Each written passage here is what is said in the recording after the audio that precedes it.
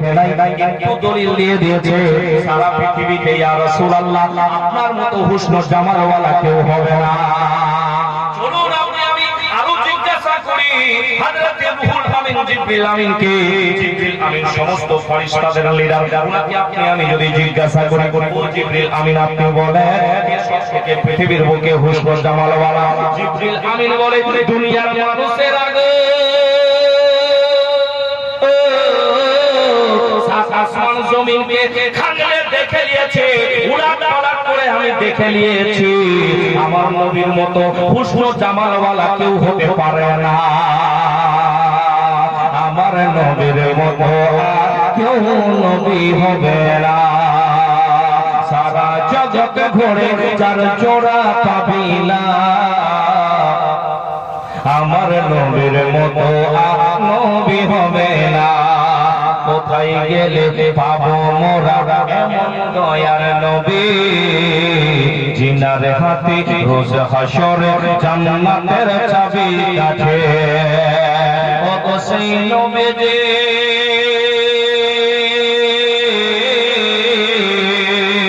ও সেই নবীজি ধরাইয়াছে দিল খোদার ঠিকানা, আমার নবীর মতো নবী হবে না। হবে বন্ধু, হবে হবে না না না, আমার নবীর মতো কেউ নবী হবে না, আর কেউ আসবে না রে, আর কেউ হতে পারে না। কিছু মানুষ জগতের বুকে আছে নবী আমার মতো মাশাআল্লাহ বলেন, কিছু মানুষ বলছে নবী বড় ভাইয়ের মতো। কি হযরত রাদার মিল্লাত ইসলামিয়া তাদেরকে একটু চরণ জিজ্ঞাসা করে আসে, আমার আপনার মায়ার নবী দয়ার নবী তথা কোন কায়নাতের নবী যখন জন্মগ্রহণ করেছিলেন, আপনি আমি যদি জিজ্ঞাসা করি মা আমিনাকে, মা গো আমার নবী মুস্তাফা যখন জন্মগ্রহণ করেছিল মাহৌলটা কেমন ছিল? হযরত আমিনা রাদিয়াল্লাহু তাআলা আনহা বলতে লাগলেন, জগতের মানুষেরা শুনো রে, রাত যখন টুকটুক করে বাড়তে লাগলো, সময়টা যখন গত হতে লাগলো, সময় পর সময় গুজরে যায়, পেটের মধ্যে টুকটুক করে যন্ত্রণা বাড়তে লাগলো, সময়টা আরো সামনের দিকে চলে যায়, আর টুকটুক করে আমার ব্যথা বেদনা শুরু হয়ে গেল। রাত যখন ঢালতে লাগলো আমার পেটের মধ্যে যন্ত্রণা আরো বেড়ে গেল। এই মানুষরা বলেন নবী আমার মতো। ও জগতের মুমিন জিজ্ঞাসা করেন, কোরআন হাদিসকে আপনি দেখতে পাবেন বন্ধু, একজন নারী যদি বেরাদার প্রেগন্যান্ট থাকে, একজন নারী যদি বেরাদার গর্ভবতী থাকে রে, স্বাভাবিক হিসাবে তার পেটখানা উঁচু হয়ে যায় কি হয় না? একটু হ্যাঁ বলেন বন্ধু, স্বাভাবিক হিসাবে তার পেট একটু উঁচু হয়ে যায়। কিন্তু আপনি আমি যদি জিজ্ঞাসা করি মা নবী মুস্তাফা যখন তোমার পেটে ছিল মা গো তোমার কি এরকম অবস্থা ছিল?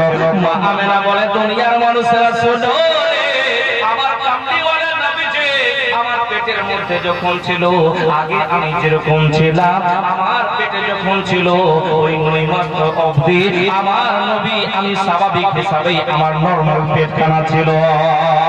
এই জন্য ছিল রে আমার কামলিওয়ালা মুস্তাফা, নূরের নবী মুস্তাফা যখন হযরতে আব্দুল্লাহ বিবাহ আমিনার সঙ্গে হয়েছিল, আমিনা বললেন বিবাহের ওই বছর রাতে প্রথম দিনে আমার কি বলছে গর্ভের মধ্যে আব্দুল্লাহর পেশানি থেকে একটা নূর ভিতরে প্রবেশ করলো।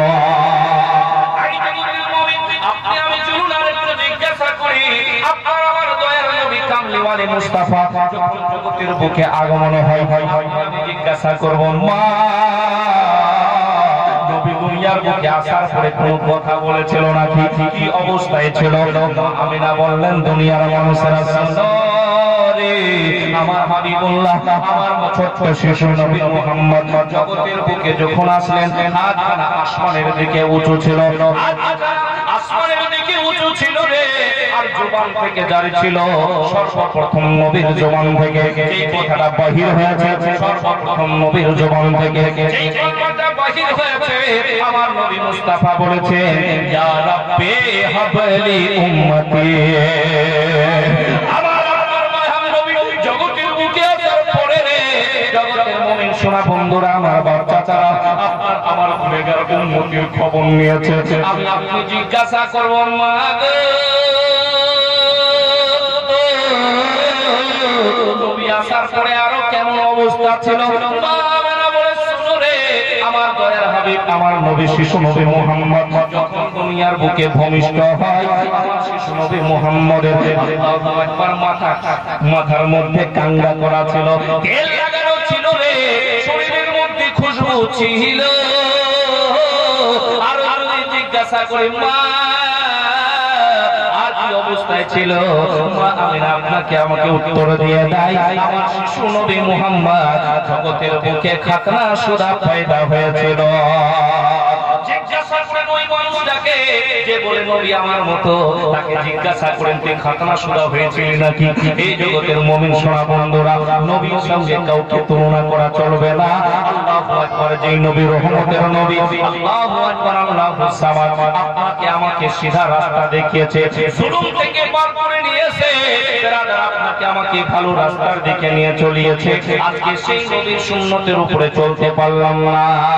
মোরা দুরূদ সালাম পড়ি নবী তোমার শরণে, কঠিন দিনে জায়গা দিও তোমার চরণে, কঠিন দিনে জায়গা দিও তোমার চরণে।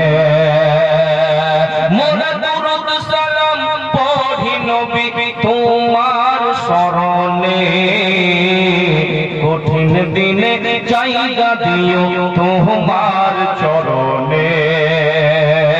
সেই পুলসিরাতের ধার, পুলসিরাতের নাম শুনেছেন ভাই? খালি শুনেছি ঠিক কিনা, শুনে খালি বাহির করে দিয়েছি, দিমাগটাকে বসাইনি যে পুলসিরাতটা কেমন হবে। আল্লাহু আকবার, তলোয়ারের ধারের চাইতে বেশি চিকন হবে। আল্লাহু আকবার, দুদিকে জাহান্নাম, ৪০,০০০ বছরের একটা রাস্তা। আপনাকে আমাকে ওই পুলসিরাতের রাস্তা ধরে যেতে হবে বন্ধু। আপনি আমি যদি নেককার হই, সেকেন্ডের মধ্যে পার হয়ে যাবে। বিজলি চমকানোর থেকে আগে, কারেন্টের থেকে বেশি আপনি আমি চলে যাব। কিন্তু বেরাদার মিল্লাত ইসলামিয়া, আল্লাহু আকবার, যদি আপনি আমি গুনাহগার হই, আপনি আমি কেটে যাব, পড়ে যাব, আবার চলতে হবে। বেরাদার আল্লাহু আকবার, সাহাবা কিরাম জিজ্ঞাসা করলেন, ইয়া রাসূলুল্লাহ, ইয়া হাবিবাল্লাহ, ইয়া নবী আল্লাহ, কিয়ামতের দিনে আমরা আপনাকে কোথায় কোথায় পাবো? বেরাদার মিল্লাত ইসলামিয়া, কোথায় আপনাকে খুঁজবো? নবী আমার বলেন, সাহাবীরা শোনো, তিনটা জায়গার মধ্যে আমাকে খুঁজবে, নবীকে পেয়ে যাবে। জোরে বলুন সুবহানাল্লাহ। ইয়া রাসূলুল্লাহ, কোনটা তিনটা জায়গা? কামলি ওয়ালে মুস্তাফা বলেন, मेरे साहबी सुनो, जब हौज कौसर के पास मुझे ढूंढ लेना मिल जाएगा, इसलिए कि मेरी गुनहगार उम्मत जब प्यास की हालत में होंगे, जुबान बाहर लटकते होंगे, उस वक्त मैं हौज कौसर से अपने उंगली से इशारा करूंगा, प्याले में हौज कौसर भर भर भर देंगे और मेरे गुनहगार उम्मती के हाथ तक पहुंचेंगे। बोल दीजिए सुभान अल्लाह। बेरादर मिल्लत इस्लामिया, আল্লাহু আকবার, ওই জায়গায় দেখে নিবে, আমাকে পেয়ে যাবে।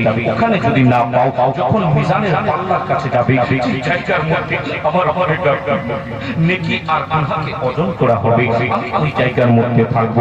এই জন্য থাকবো, আমার এমন গুনাহগার উম্মতি থাকবে আমার উপরে, কিন্তু নামাজ পড়তে পারে নাই, রোজা রাখে নাই, গুনাহগার পাপিষ্ট আছে, কিন্তু আমার নবী, আমার আশিক, আমার মাস্তানা, আমার দিওয়ানা, আমার চাহনেওয়ালা একটা ঈমানদার, ঈমান তার বেঁচে আছে। আল্লাহু আকবার, গুনগুন করে দুরূদ শরীফ পড়েছিল। মার্কেটে গিয়েছিল বেরাদার, কামারপুর মার্কেটে তো গুনগুন করে বাইকে করে দুরূদখানা পড়তে পড়তে গেছিল। বেরাদার মাঠে গেছিল কাজ করার জন্য, গুনগুন করে আমার প্রতি সালাম করতে পড়তে গেছিল।